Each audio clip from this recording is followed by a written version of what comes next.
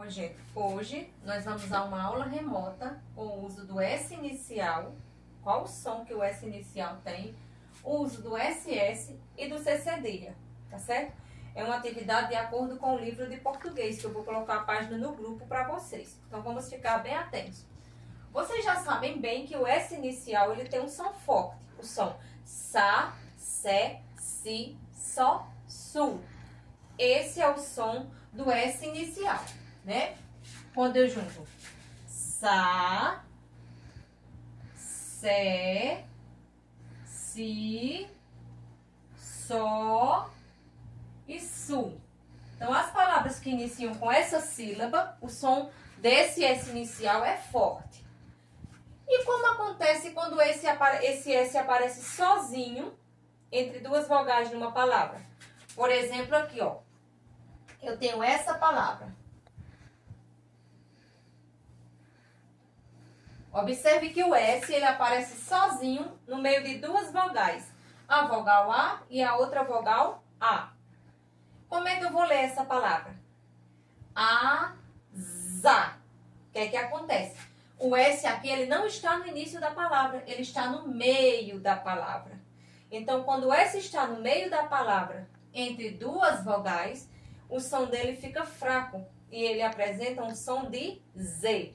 Então, nessa situação aqui, o S, ele vai ter som de Z. E o que é que eu posso fazer para que esse S aqui apresente um som forte? O som de Sa. Eu vou usar os dois S's. Então, para que esse som apareça forte, eu vou precisar usar os dois S's. Então, essa é a regra do S no meio da palavra entre vogais. Quando o S estiver sozinho entre duas vogais, ele vai ter um som de Z. Quando o S aparecer duplicado entre duas vogais, o som dele vai passar a ser forte e ele vai ter som de S normalmente, de Sa, Sé, Si, Sol e Su. O mesmo som do S inicial, tá bom? E agora, nós vamos ver a questão do C cedilha. A primeira regra do cedilha é que ele não pode iniciar palavras. Então, nenhuma palavra pode ser iniciada com C cedilha. Porque o cedilha, ele também tem som de S. Ele tem som de Sa, Sol e Su. Certo? Então, o C cedilha desse lado, ele vai ter o som de Sa, Sol, Su.